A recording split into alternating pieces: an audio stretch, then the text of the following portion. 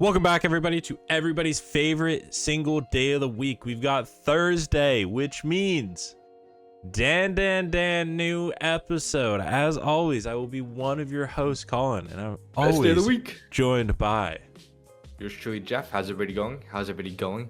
Dude, what a fabulous day to have eyes, man, dude. I freaking love Thursdays because of DanDaDan. I know. I wake up every morning and I'm like a kid on Saturday with cartoons, dude, or Sunday, like fucking first thing, you know? It's so good. Yeah, thank God Netflix didn't like batch release this because like if I love the series going one release every day of the week. Once a week. Oh my God, it gets the hype. Anyways, dude, I love how the episode just starts with the fight, man. I was there with like my breakfast, and I was like, I can't eat. Yeah, you just put it down. I couldn't eat. I couldn't fucking eat it because I was like just watching the whole thing. It was so slick, dude. How'd you find the fight? Dude, so I honestly thought that I like missed something because it starts and they're already fighting, and I was like, oh shit, like I must have missed the first minute of this episode. And no, it's like they're just in it. I'm like, okay, sick. I briefly touched on it before we started recording. I think that this might be my favorite action sequence of the season so far. I liked it when Evil Eye first popped out. That's my personal preference, but like, dude, fucking Okarun trounced. He fucking dogged Evil Eye. God damn. And it felt like the action was so long, but then you were like, yeah, it was like 2 minutes. I was like, no way, that was like a 10-minute action sequence. It was literally a 2-minute action scene. I was like, it felt so long, dude. Dude, it was so good. And like, I just wanted more, but I think part of the reason that I loved it so much in comparison to the other fight, which I agree with you, Evil Eye showing up episode 1 or 2, phenomenal. Him kicking the ball around and all that stuff, great. I think that there was more space in this because they weren't like locked in that underground cavern, so it allowed for a little bit more dynamic movement between the characters rather than like their abilities. So Evil Eye gets like blasted into the air and then, you know, creates the cursed house and drops it on Okarun. Like stuff like that was really interesting to me. So I really enjoyed that. Yeah. And dude, did you like when freaking Okarun went like demon time? He like dodges the cursed house and then you just see him like all black and squiggly and like, oh my God, fuck yeah, bro, dude. He became a demon. Like it was so sick. And I like the use of color because, you know, every time you see Evil Eye, it's always like purple, right? You know, that kind of shows that he's in control of shit. But like here you see when like Okarun's dogging him, the fucking like colors is all red to represent like his demon powers. Yeah, he's like overwhelming Evil Eyes. Dude, he got fucking dogged, bro. He did. and of course he like sends him into the house and that house is actually just destroyed. Yeah, I like the continuity that like it's not just a fucking, oh, okay, yeah, he goes through these buildings and everything's fine afterwards. It's legitimate destruction. Well, great, we have no house too. Yeah. But then like I found it a little cheesy, but at the same time, I saw it coming. The way that they were gonna deal with Evil Eye. Yeah. You know. Yeah. Okarun's explanation, where he's like, you know, Evil Eye is legit like a freaking kid, right? So if you get all of his attention onto you, he's only gonna focus on you, which I found was, you know, really clever. Yeah, it made sense. I figured that this whole like fight, he wasn't ever gonna like kill Evil Eye or anything like that. He was gonna try to like coexist. So yeah, it made sense that it was going this way. I will say that when the fight was happening and he blasts Evil Eye through the house, the one frame that I fucking loved was all of the shrapnel coming out and like Majiro like kicking it. The piece of shrapnel. I was like, ah! I'm like, what the fuck, dude? Bruce lead that shit. Yeah, he just fucking threw that shit in there. I was like, dude, that's so funny. Yeah, but freaking Okarun legit like rage baited a fucking kid. Yeah, he did. And Evil Eye he fell for it. Obviously, he is a literal child. And I figured that it was the whole, you know, he needs somebody to play with. And yeah. Just talk him off the edge. And he's like, you know what? Fucking keep this. Takes off his underwear, keep this. And everyone's like, oh God, they even turn Hana too. They like Hana's like part of the girl crew too. And like I love how Seiko's like, nice cock, bro. Yeah, she's like, nice weenie. It's like, holy, what's up with her and these high school boys weenies, dude? It's freaking good. It's freaking good. But then like, you know, that's the end of the fight, and like everyone's like, you know, saying their goodbyes, and I loved it when like, you know, oh wait, I think it was when Gigi's parents came by to pick him up. Yeah. Like they're just normal. They're just normal, happy-go-lucky parents thanking them and everything. And Yeah. then, you know, Okarun leaves, Ira leaves. I love how, you know, like Okarun's like, okay, like, I'll see you later. You know, Yeah. he actually was the first one to say it so like casually, because like, you know, in season 1 he couldn't really say it well. I loved how Momo's like, is that all? And then freaking Ira's like, hey, what are you doing? Yeah, and then I they fucking love that shit. go into calling each other skanks and pigs again, and I'm like, dude, fucking Ira, man. Fucking Like, love Ira, dude. Dude, give me more Momo going up to Okarun and like poking him, be like, Yeah. Dude, give me more of that. So good, man. So good. And then whatchamacallit? Freaking they're all freaking dirt poor now, so they go to like, you know, we may as well go to the super bathhouse. So it's actually like a girls trip. You see freaking Seiko, Momo, Hana, Yep. and like even like Turbo Baba, Baba. she's like, what about me? She's like, yeah, we're all going. She's like, yay! I love that scene so much. Yeah, and oh man, I like that this episode, we'll get more into it as it goes, obviously, but like focused a lot on Seiko, and even with the parents picking up Gigi, she was being very formal, being like, oh, like I think that my care wasn't as good as it could have been, like I apologize for that, blah blah blah, like, and all the kids were even like, oh my god, she's being polite, like she's being proper, like what the fuck is this? Yeah. Yep, and then as soon as they come back from the freaking bathhouse, you see some freaking Minecraft Steve looking ass, and they just fucking kick him right away. I mean, you're used to ghosts and aliens. I fucking get it. I thought the same thing as you, where I'm like, who the fuck is this Minecraft looking ass, dude? So he's like, oh god, the fucking Serpians are back. Yeah, and nope, it's just fucking good old Peeny Weenie's buddy. I think his name's Ludris or Ludris. Yeah, Mr. Ludris. Yeah, dude. Oh man, he's And there. Yeah, go ahead.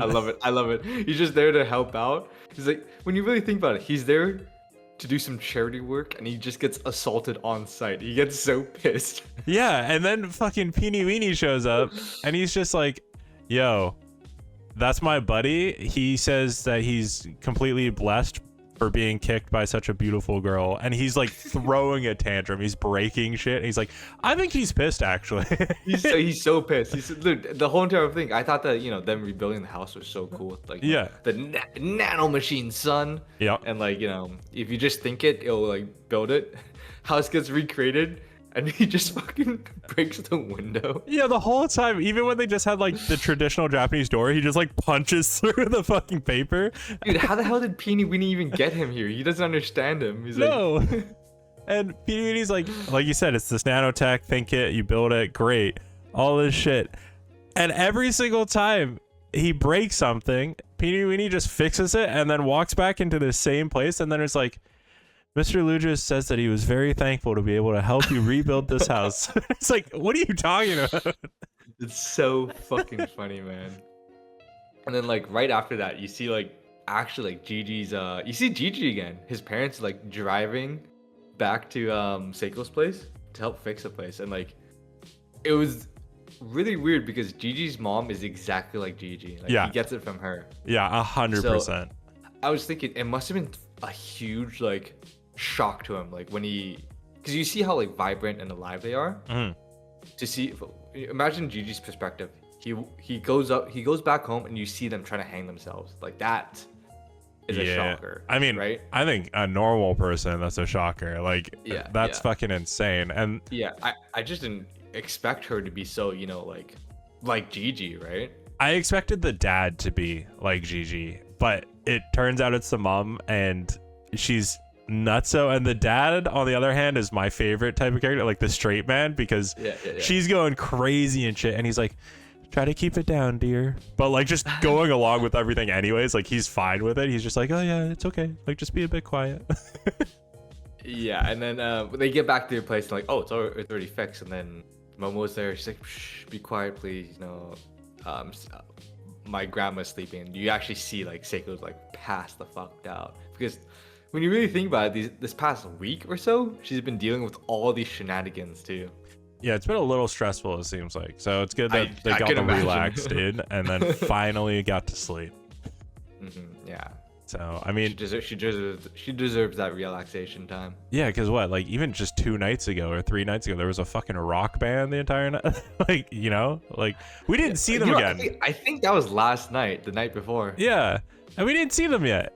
I want to see them again, dude. They were fucking bangers. We'll see them again. We'll see them again. Okay. But then, yeah, it's a bunch of slice of life stuff, and you actually see Gigi and Momo walk to school together, and he actually says like, you know, Evil Eye has actually, you know, came out before, but like, you know, he's actually keeping his promise to Okurin, which is pretty cool. Yeah, no more killing, no more butchering, as he keeps saying, and he'll just keep his promise to fight Okurin, once a week, every Tuesday after school or something, right? Yeah. So now we get this slice of life aspect, and obviously all the girls love Gigi, and Gigi actually asks Momo like, hey, do you love anybody right now?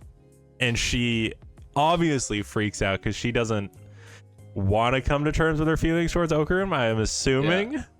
But Gigi's obviously asking for him, and man, there's like no development there, and I want them to have that conversation already, but like it's fine. I enjoy the fucking like high school drama shit too. Gigi, don't fall in love with Momo. Iris, don't fall in love with Okurin. It's not gonna work. It's not gonna work. It's not gonna work. But and then the freaking girls get Gigi like to drink her favorite drink, and like Evil Eye comes out. He's like, "Oh, this is so good. I'm gonna butcher everybody." Yeah, I'm gonna butcher you all, but it's so tasty. And man, for the next almost the rest of the episode, it's just Evil Eye making stupid Gigi like facial expressions, like with the big lips sucking on the juice box and stuff. Pure comedy, man. Freaking Evil Eye is so chill now. He doesn't break out into his uniform in his underwear. Nope. He sees a soccer ball, he chases it. Yeah, dude. Punches it, kicks it, everyone goes flying. Yeah, even Momo's like, "Oh my god, you're wearing clothes now." It's like, dude, that's a great development. You just hear she's trying to get like a hot drink from the vending machine, and Evil is like, she's like, well, I tried. Yeah. Gets him in class. Yeah, he's trying to write shit down, and it's just a full page of scribbles. And she's like, "What are you writing?" He's like, "Everything I want to butcher." What the fuck? Dude, even the teacher's like, "Hey, what's going on over there?" He's just drawing. Did you notice that the teacher was dressed up kind of like Elvis? Like what was that about? The teacher looks pretty cool. And then they go to the cafeteria, and he's fucking just eating shit with his hands. He's like, "Use the chopsticks." He's trying to use the chopsticks. He fucking has a crash out. I was surprised he wasn't gonna blow everything up. I love that you can fully see the moment he snaps. Like everything, the fucking eye, man. Yeah, it goes fucking still, everything's quiet, and then the next frame is just him with his fucking fist in his mouth eating again. Like, dude, at least he's controlling it, I guess. Yeah, good on him. Good for Evil Eye. Yeah. And then I think that's like the end of the episode, right? Yeah, I think that's kind of the life that he's leading right now. But did you see the after credit? Yeah, dude. I've been wondering because there's kind of like a otaku looking guy. This whole in the opening and the ending. I've been wondering where this guy is gonna show up, because apparently like he's pretty cool. Yeah, he like. I honestly thought that there was like no translation, but then I put it to English, and like the first thing he was saying was just like song lyrics or gibberish or something like that, because there was nothing. And then it was like, I see you, my enemy. And Okurin's like, the fuck is this guy on about? And he's like, what the fuck? Yeah. So I'm excited to see how that goes. I wonder if he's an alien or he's like, you know, He's like, I am also into aliens too, and like you're encroaching on my territory. Yeah, I also wonder if like maybe he had a thing for Momo from afar or something. Like Mm-mm. I don't know. Like I'm intrigued to see where it goes. The one It thing would be, I think it would be pretty cool if he's just like a really chill Serpian. oh, he's like a buddy Serpian that shows up. Yeah, All right. yeah. I feel you. I feel you. I was gonna say that the one thing about the kind of like school life part of this episode that I was not confused by, but interested why they went this way is that they're at school and it's all Momo and Evil Eye, but obviously they're at lunch and break and all these things. Like, isn't Okarun and Ira there? Couldn't she have like asked them for help or whatever, you know? Yeah, I don't know. And also, I was thinking you could have gone to like the bathroom. There's probably like warmer hot water. I that you assume. get from the sinks, right? Right. Anyways, I kind of it's expect. probably Yeah.